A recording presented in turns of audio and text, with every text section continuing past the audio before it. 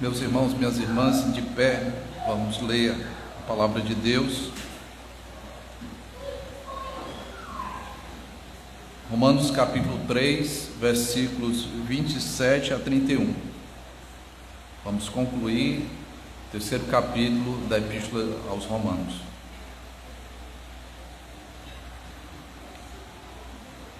Assim diz a bendita palavra de Deus: onde, pois, a jactância foi de todo excluída. Porque lei das obras? Não, pelo contrário, pela lei da fé. Concluímos, pois, que o homem é justificado pela fé, independentemente das obras da lei. É porventura Deus somente dos judeus? Não, não é também dos gentios? Sim, também dos gentios. Visto que Deus é um só, o qual justificará por fé o circunciso e mediante a fé o incircunciso. Anulamos, pois, a lei pela fé? Não, de maneira nenhuma. Antes, confirmamos a lei. Senhor, nos orienta a percorrermos esse texto, Senhor, com a luz bendita que vem do alto, a mesma luz que inspirou teu servo, apóstolo Paulo, de tal forma que essa palavra, Senhor, ficou preservada pelos séculos. Uma palavra tão bela, Senhor, porque esclarece com muita precisão o que é que significa o evangelho da justificação. Por favor, Senhor, age nos corações de tal forma que a tua salvação seja plenamente compreendida e que os pecadores, ó Deus, respondam com fé e possam desfrutar, Senhor, dessa maravilhosa bênção garantida, Senhor, pelas promessas santas do teu evangelho. Que haja salvação, Senhor, para a felicidade do contemplado e para a alegria da igreja e também, Senhor, para a glória do teu nome. Assim te pedimos em nome de Jesus Cristo. Amém. Meus queridos irmãos e irmãs, o texto que nós discorremos no último domingo, precisamente capítulo 3, do versículo 21 a 26, nós vimos a importância dessa passagem para compreendermos o que é que o apóstolo Paulo, o que é que a própria Bíblia diz sobre o Evangelho, no que consiste a boa nova de salvação para a humanidade. Nós vimos que a doutrina da justificação pela fé somente foi anunciada de uma forma muito clara e nos ensinou precisamente como Deus traz salvação para uma pessoa. Nós aprendemos, irmãos, que essa doutrina, justificação, a palavra justificação, é uma palavra do mundo forense, dos tribunais, e ela significa exatamente declarado justo. É assim que Deus faz quando Ele salva uma pessoa. Ele muda o status dessa pessoa. Ele declara essa pessoa justa, não porque essa pessoa fez por merecer, não porque essa pessoa foi capaz de, com a força do seu próprio braço, com as chamadas práticas das boas obras, conseguiu, de alguma forma, agradar ao nosso Deus, que é absolutamente santo. Isso é humanamente impossível. Nós precisamos da ajuda de outra pessoa. O que o apóstolo Paulo faz nessa passagem que nós acabamos de ler é trazer algumas implicações do evangelho da justificação. Ele já anunciou essa doutrina, mas ele precisou trazer 3 aspectos para que nós possamos entender mais plenamente o que essa doutrina da justificação pela fé nos ensina.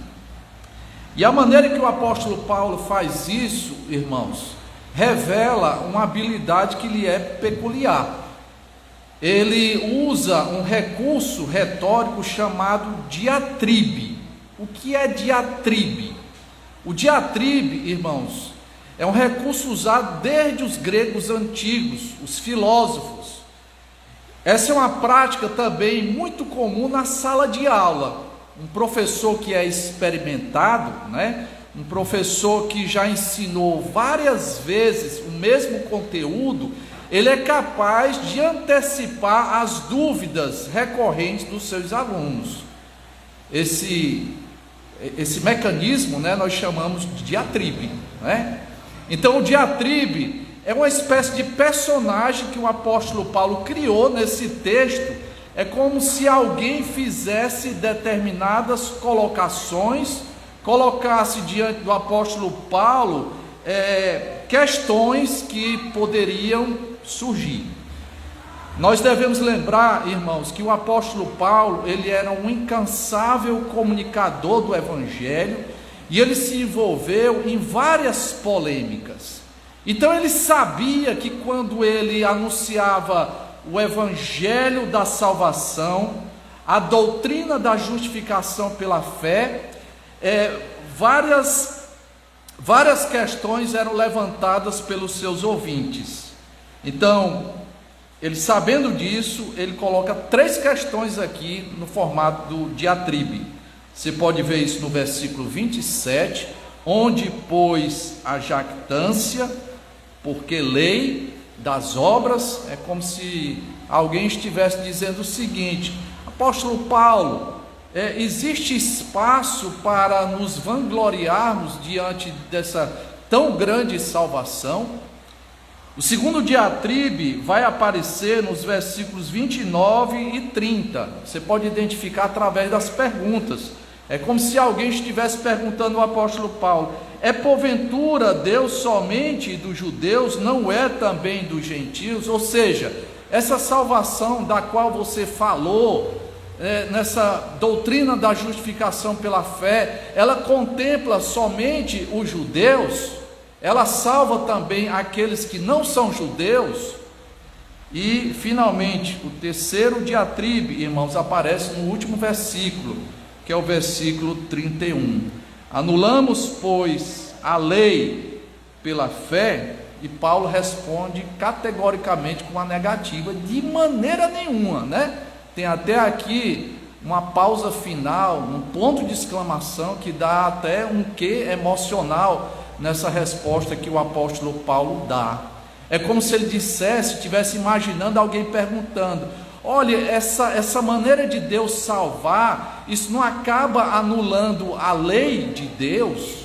Claro que não. A lei não serve para a nossa justificação, mas a lei é necessária para a nossa santificação, tá certo? Então, é esse o caminho que nós vamos percorrer.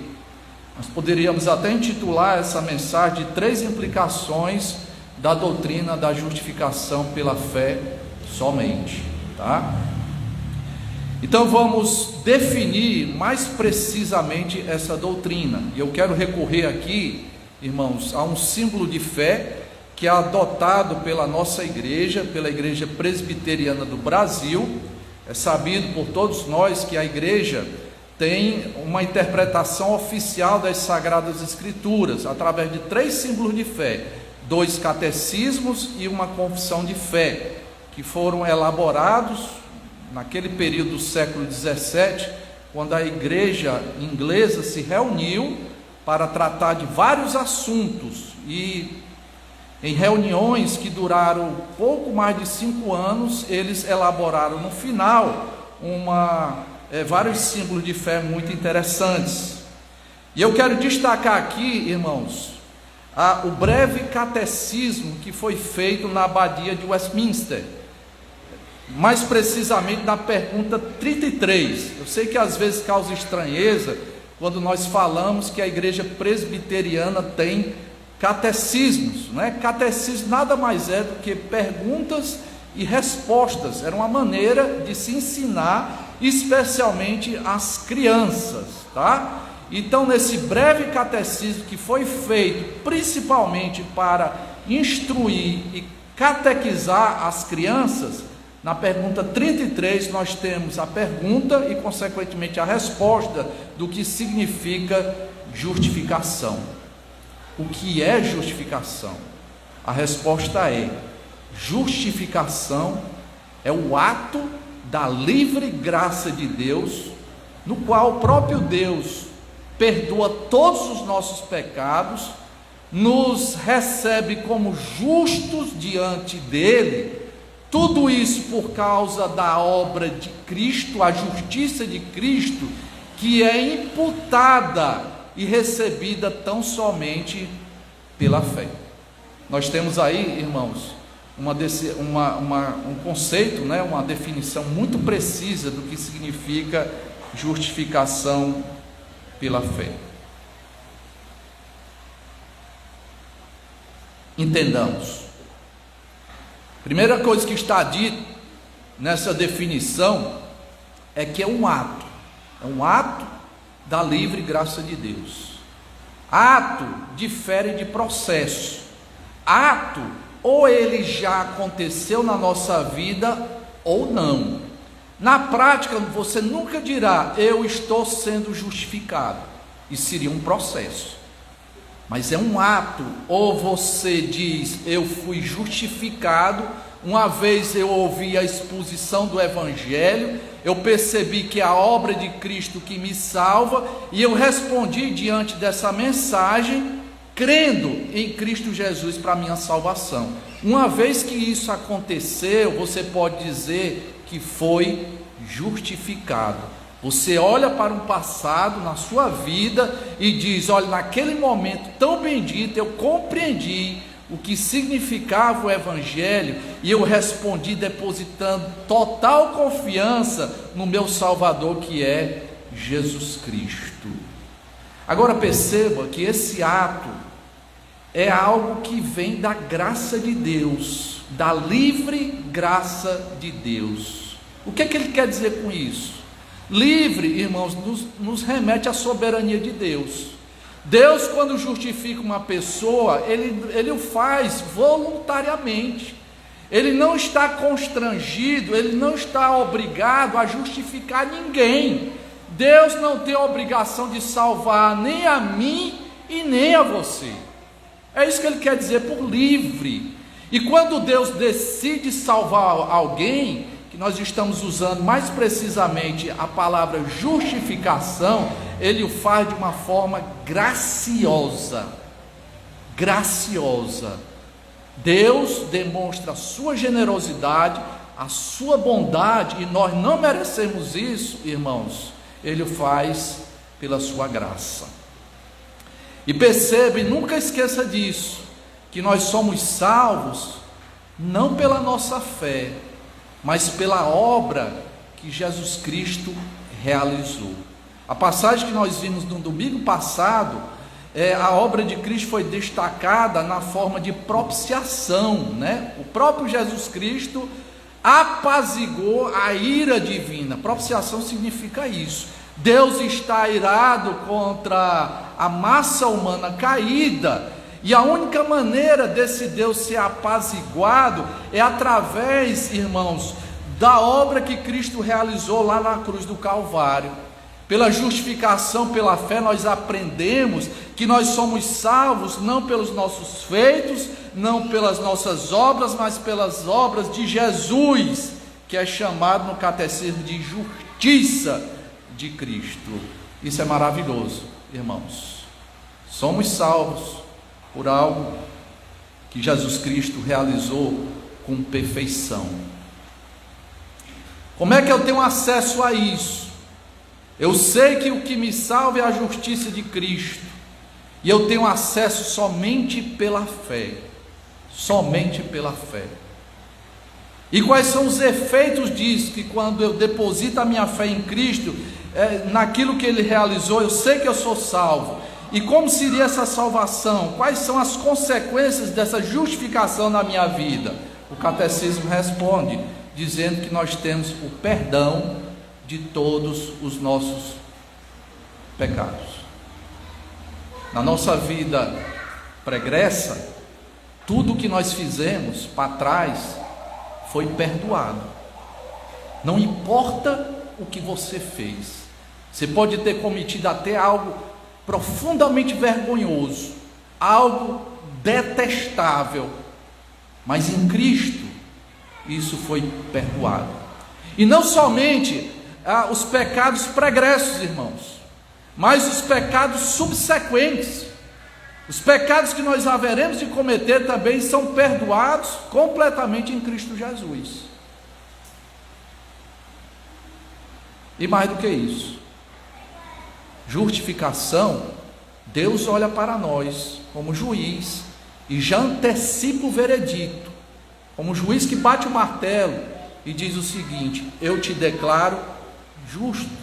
Você é injusto porque tem praticado pecados, mas por causa da obra do meu Filho, eu te recebo e te declaro justo e considero você num novo status. Só para recordar, irmãos, o que é justificação pela fé somente. Agora vamos ver as implicações disso, os 3 aspectos que são destacados aqui através dos diatribes, né? Primeira questão que o apóstolo Paulo coloca é: onde, pois, a jactância? Essa palavra jactância, irmãos, é uma atitude de arrogância. Jactância é uma alta opinião que a pessoa tem de si mesma, e ela começa a se vangloriar, ela se dá a vaidade e o orgulho. Ela olha para si e entende erroneamente que tem mérito diante dessa salvação, fez por merecer. O apóstolo Paulo está dizendo: olha, se você entendeu dessa forma, você não entendeu nada, porque quem é justificado pela obra de outra pessoa não pode se vangloriar a não ser dessa pessoa. A nossa glória, irmãos, o nosso orgulho não é naquilo que nós fazemos. O nosso orgulho é em Cristo Jesus e naquilo que Ele realizou na sua vida perfeita e principalmente lá na cruz do Calvário. Deixa eu ilustrar melhor, para quem gosta de futebol. Eu estava vendo um videozinho rápido de um jogador muito famoso da seleção brasileira, o Ronaldinho Gaúcho.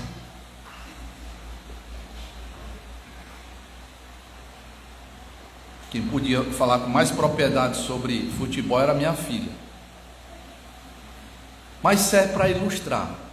Irmãos, eles resgataram uma filmagem do Ronaldinho Gaúcho driblando praticamente um time inteiro. Uma coisa extraordinária. Aquele homem tinha muita habilidade com os pés. Aí ele finalmente consegue driblar o goleiro. Ele fica de frente para o gol. E ele faz isso numa celeridade impressionante. E ele chutou a bola, e a bola, sem dúvida nenhuma, atingiria a rede por dentro. Mas o interessante é que havia um outro jogador que, percebendo todo o movimento do Ronaldinho Gaúcho, ele se lança com os 2 pés e ele finaliza o que já seria um gol inevitável. E aquele rapaz, ele se levanta de uma forma toda entusiasmada, comemorando o gol, como se o mérito fosse dele. A própria torcida que acompanha todo o movimento, irmãos, vaiou aquele jogador. O que eu quero mostrar com isso? Quem fez o gol não fui eu e nem você. Quem fez o gol da nossa salvação foi Jesus Cristo. Por isso que nós não podemos nos orgulhar, porque nós não fizemos nada em prol da nossa salvação. Por isso que os reformadores falavam uma expressãozinha em latim chamada sola fide, que significa somente a fé. A fé sozinha, irmãos, e não o et. Eu vou usar outra expressão latina, et. que é uma conjunção que é traduzida por é. Você lembra daquela expressãozinha nossa, né, que vem do latim, que foi incorporada na nossa língua, quando a gente está fazendo enumeração e a gente bota assim, etc. O que é que significa etc? E mais alguma coisa. E o resto. Tem muita gente que olha para a salvação e não diz sola. É a minha fé e algo mais. Et. Soma algo à obra de Cristo. Tenha muito cuidado com isso. Porque se você está de alguma forma contribuindo para a sua salvação, aí o apóstolo Paulo diria com toda razão: olha, você tem mérito, você fez por merecer, você se esforçou, você foi uma pessoa fiel que estava constantemente na vida eclesiástica, você entregou o seu dízimo, você participou ativamente das sociedades internas da igreja, foi um oficial, cantou e se envolveu completamente nesse serviço ao divino. Então você fez por merecer. Parabéns. É isso que o apóstolo Paulo está ensinando. Longe disso.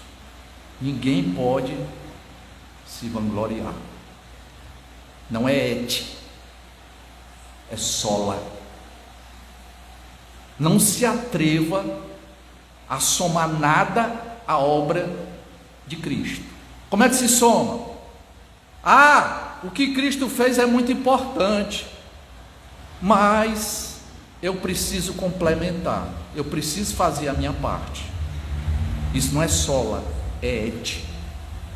Ou então você vai dizer assim: a obra de Cristo é fundamental para a salvação do homem, mas eu preciso também da ajuda dos santos, eu preciso também da participação de Maria. Olha, irmãos, nós, povo evangélico, devemos ter o maior respeito por Maria, devemos amar Maria, mas se Maria soubesse como o nome dela tem sido mal compreendido, como supostamente a obra dela interferisse de forma benéfica na nossa salvação, ela ficaria estarrecida. As pessoas dizem: a obra de Cristo, mas também a mediação dos santos, a obra de Cristo, mas também a mediação de Maria. Isso está errado, isso não é sola, isso é et. As superstições neopentecostais vão dizer: a obra de Cristo, o sangue do Cordeiro remove o nosso pecado, mas eu preciso entregar o dízimo, mas eu preciso fazer a corrente dos 350 não sei o que. Isso não é sola, isso é et.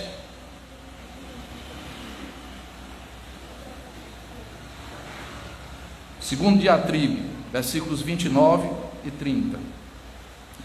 Deus é Deus apenas dos judeus? Claro que não. Não é também dos gentios? Sim, também dos gentios. Versículo 30. Visto que Deus é um só, o qual justificará por fé o judeu, representado pela expressão o circunciso, e mediante a fé, uma expressão semelhante a por fé, o incircunciso, ou seja, o pagão. Irmãos, a justificação pela fé, entenda isso, é o único meio de salvação. Para salvar quem? Todas as pessoas, sejam judeus, sejam pagãos. Só existe uma maneira de Deus salvar a humanidade, é em Cristo Jesus.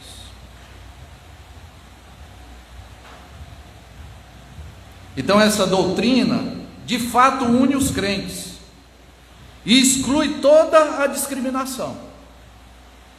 A justificação pela fé, irmãos, une o rico e o pobre. Qualquer tipo de divisão na nossa sociedade, analfabetos, pessoas doutas, todas são salvas por esse meio de salvação. Agora fique atento. Existe o chamado movimento ecumênico, que ganhou muita força no século passado, lá pelos idos de 1950, 60, e foi ganhando força, e foi ganhando simpatia do mundo, porque o movimento ecumênico diz o seguinte: toda religião tem o seu valor, e fazem até algumas ilustrações interessantes, né? Eles comparam as religiões como alpinistas que estão escalando a mesma montanha, e lá no cume da montanha está Deus. De um lado da montanha estão os evangélicos, do outro lado da montanha estão os católicos, em uma outra parte da montanha os muçulmanos, os hinduístas e qualquer tipo de religião que você imaginar. Então todas estão buscando a Deus, todas falam bem de Deus, e às vezes a gente se deixa envolver por esse discurso tão sedutor, aparentemente tão bonito, né? Façamos celebrações ecumênicas, só existe um Deus, o mais importante é o amor, e que todos nós estejamos unidos. O que une as pessoas, irmãos, é o Deus que se revelou nas Sagradas Escrituras. O que une as pessoas é a maneira de Deus salvar a humanidade, a obra de Cristo.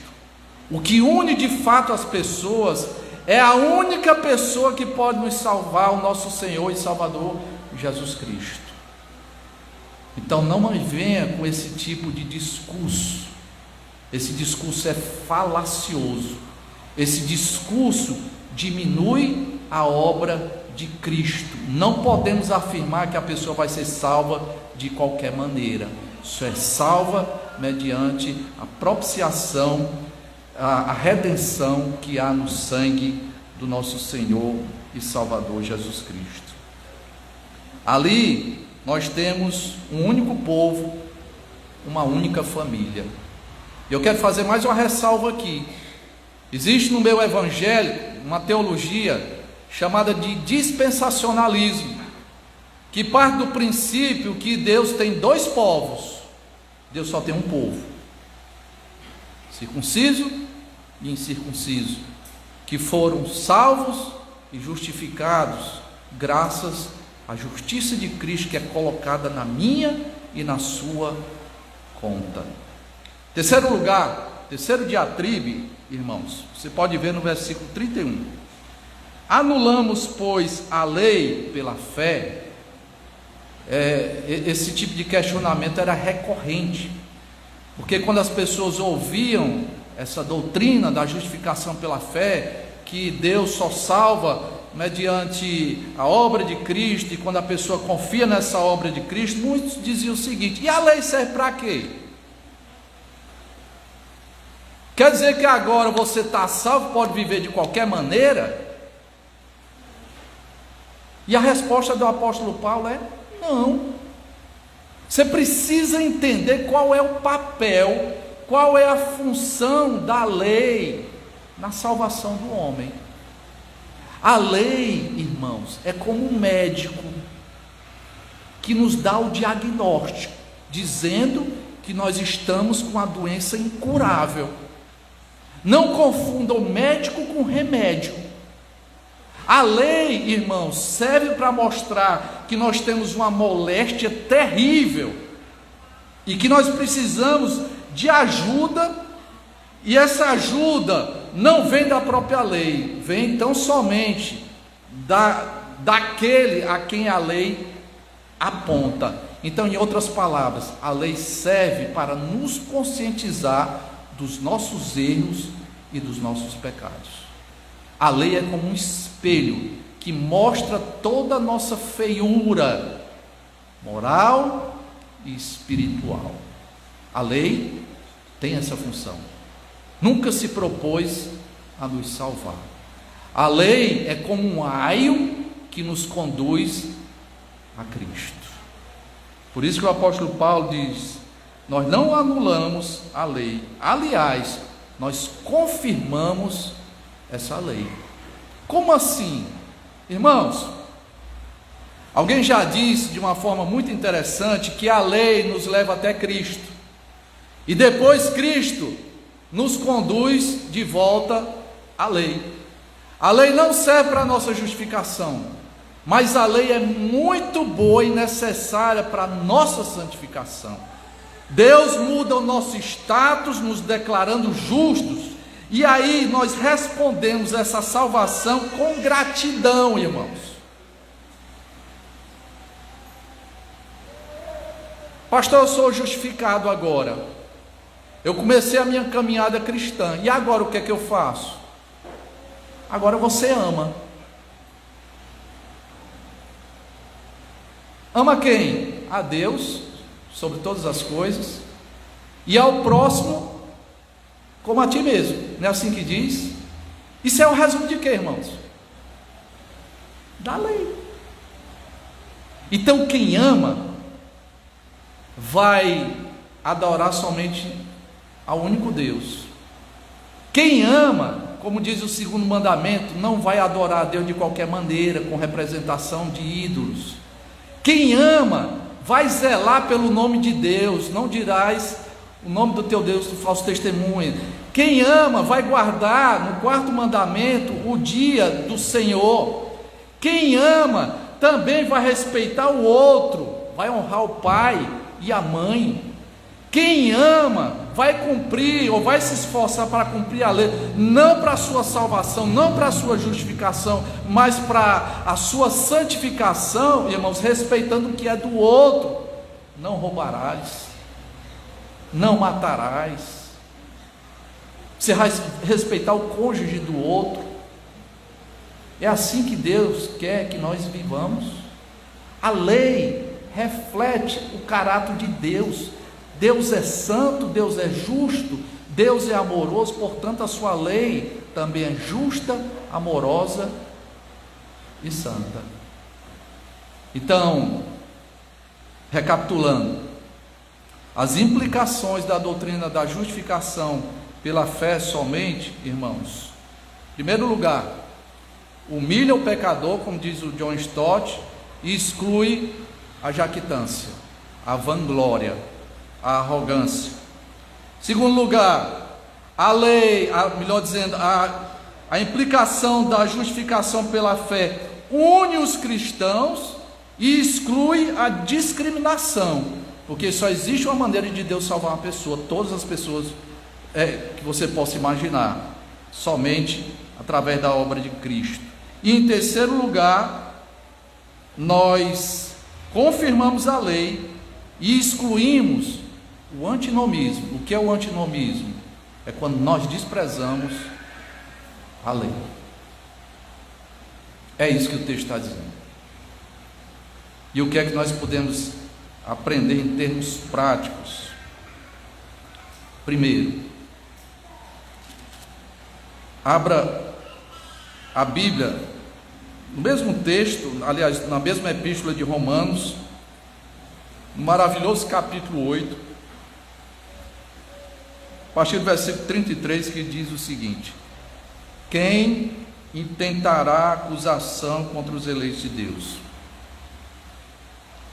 A resposta, irmãos, pressupõe um categórico não. Ninguém vai condenar, ninguém vai trazer acusação, porque é Deus quem justifica. A pessoa mais justa desse mundo, Ele mesmo é que bate o martelo e nos declara justos. Quem os condenará? Versículo 34: é Cristo Jesus quem morreu, ou antes quem ressuscitou, o qual está à direita de Deus e também intercede por nós. O que é que eu quero dizer? Se você entendeu o que é que significa o Evangelho, se você entendeu o que é justificação pela fé, se você entendeu que você precisa desesperadamente dessa salvação em Cristo Jesus, e portanto você creu de todo o seu coração em Cristo Jesus, saiba de uma coisa: nenhuma condenação há mais na sua vida. Então, Se aproprie dessa verdade.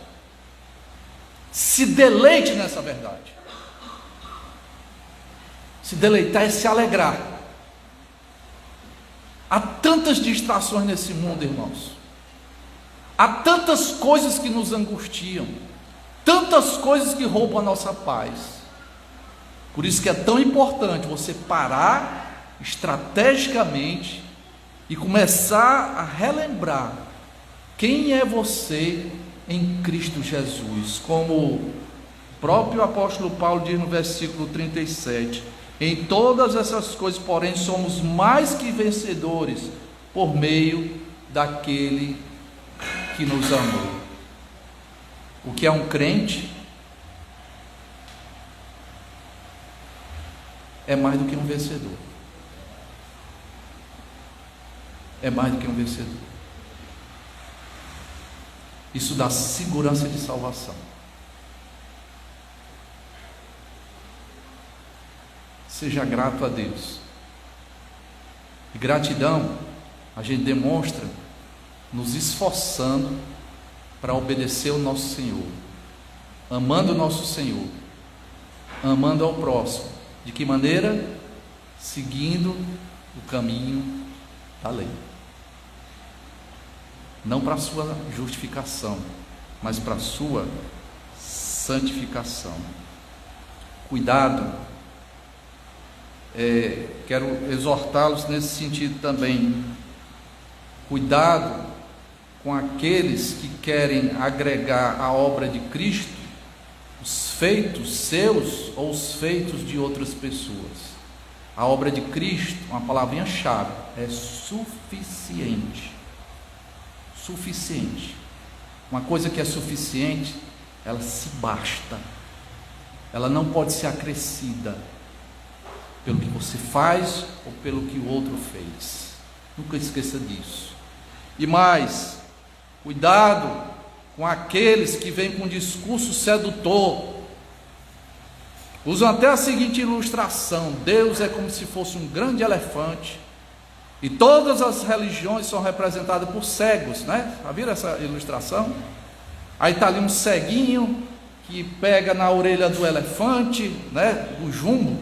Me lembrei agora que o Centerum completou 50 anos, né? Eles trouxeram um elefante como marketing, né? Para divulgar o primeiro shopping center da cidade de Fortaleza. Há 50 anos, irmãos. Em 74, tinha 2 anos de idade na época. Trouxeram um elefante, aí dizem: Deus é como se fosse esse elefante. E aí está um ceguinho apalpando e vai descrever o elefante somente daquela perspectiva dele. Deus se parece com essa orelha meio delgada, grande demais. E o outro elefante está lá, aliás, o outro cego está na tromba, dizendo: não, Deus se parece com algo cilíndrico, né? E vão descrevendo, dizendo que toda religião tem o seu valor diante de Deus. Não.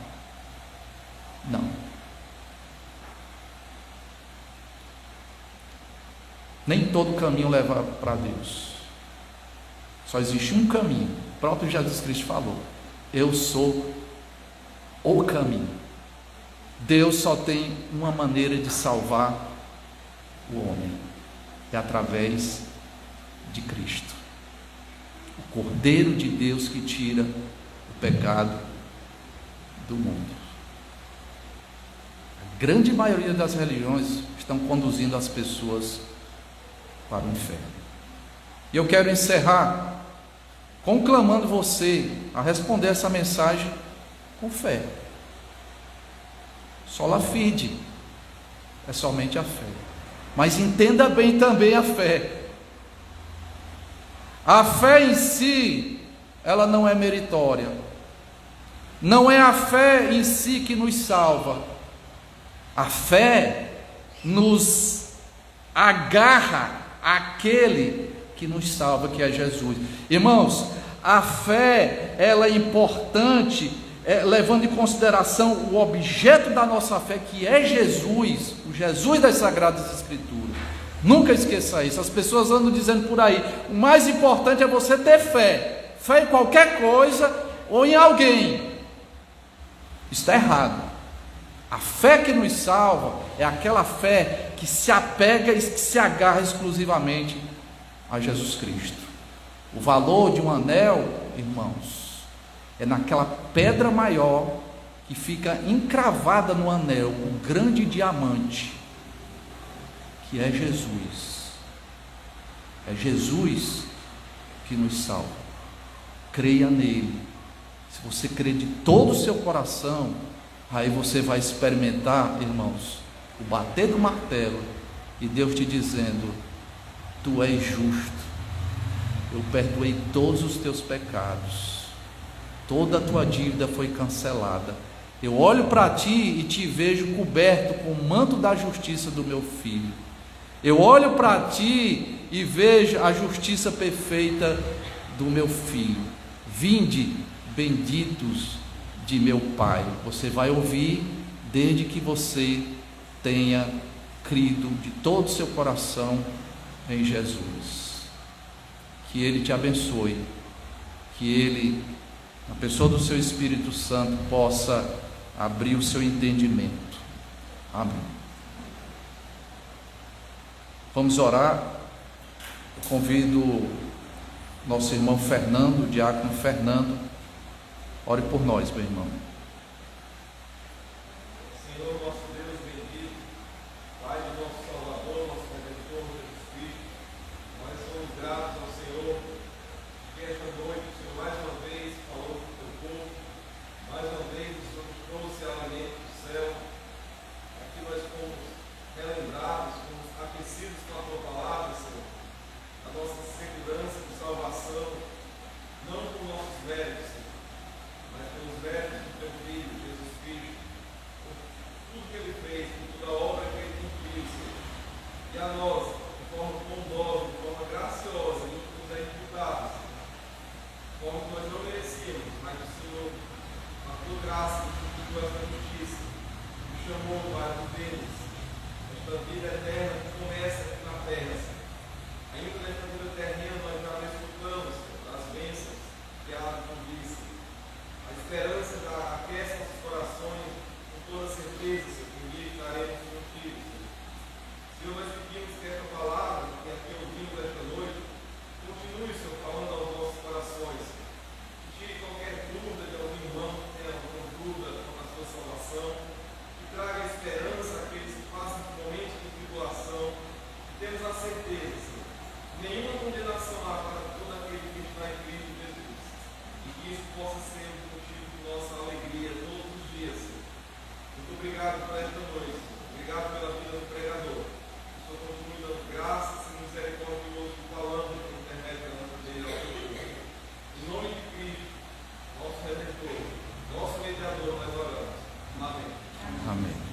De pé, irmãos, vamos cantar O Céu com Cristo.